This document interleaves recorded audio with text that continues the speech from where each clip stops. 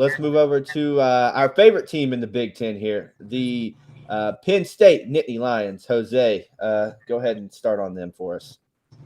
My favorite quarterback besides Cade Klubnik, Drew Aller, baby. Yeah, I mean, look, guys, it's hard to look at this roster and not be impressed, right? Like, there's a reason why this team is one of the favorites to win the conference. There's a reason why this team's one of the favorites from the national championship. I mean, from the top down, look at the coordinators, right? They have two of the best in the country. Andy Kotelnicki, that's one of our guys, and three of us love this guy, respect him. He's one of the best OCs in the country. I have him up there as like a top 5 OC.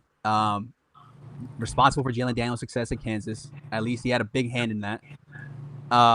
Jim Knowles, they just plucked him from Ohio State, defending national champion.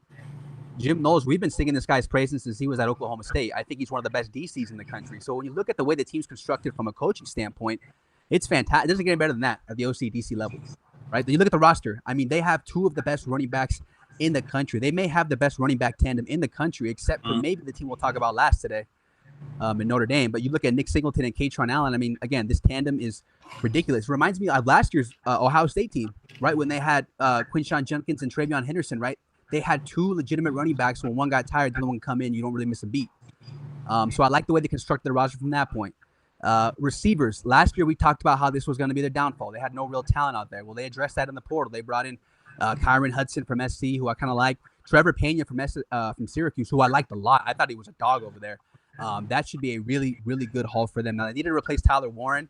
Looks like they're going to do it with the receivers, not so much tight end this year, because he was amazing for them. That's going to be a big drop-off. But the receivers they brought in should help offset that, or at least mitigate the loss of Tyler Warren. Offensive line should be good. Defense full of playmakers as always. Denai Dennis Sutton will probably be an NFL guy, first-round pick. He's a stud. They bring back talent every single position on defense. The roster is really, really good. They bring back a lot of players, guys. That's the key thing with Penn State. Brought back a lot of good talent. And that's exactly why I'm going under 10.5, because they brought back the two people they could not afford to bring back. They brought back Drew Aller, and they brought back James Franklin. I don't care. I'm not falling for this anymore. I've been a part of this for 4 or 5 years now. I don't know. They cost me money every single time, dude.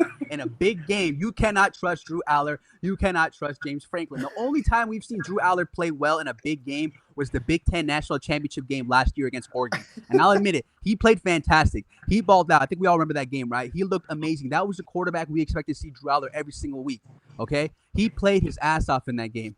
And guess what? They lost. It still wasn't even enough. Like, they didn't beat Oregon in that game. So I'm not going to do it again. I'm not going to do it, okay?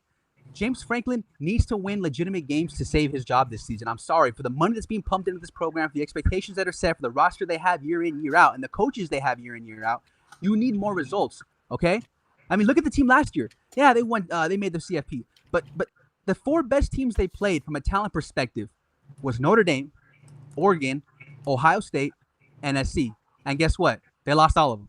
Actually, they beat SC by 3 in a game they should have lost. But other than that, every big game they played, they lost. Why are we acting like last year was some renaissance for them, where they had some amazing seasons? They did exactly what Penn State does every single year. They only made the playoffs because it's an expanded field, right? That's the only reason they really got in. I mean, yeah, they made a deep run in the playoff, got to the semifinals. Come on. They beat Boise State, a group of 5 team, and they beat SMU, a team that its first year in a power conference. Not to mention their quarterback couldn't throw the ball forward. SMU. Don't fall for that false narrative that they finally got over the hump. Don't fall for this false narrative that Drew Aller is going to be a first-round pick. He's going to get a GM fired next year when someone takes him in the first round.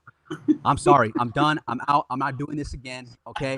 I hate when they play Ohio State. I hate when they play Michigan and we look for these angles to bet on Penn State. No, not this year. Take Ohio State. Because at the end of the day, guys, no matter how hard life is kicking the crap out of you, no matter how hard life is being on you, dude, at the end of the day, there's only one thing you can depend on in this conference, and that's Ohio State to show up. You can't bet on nobody else. Only Ohio State shows up in big games. That's it.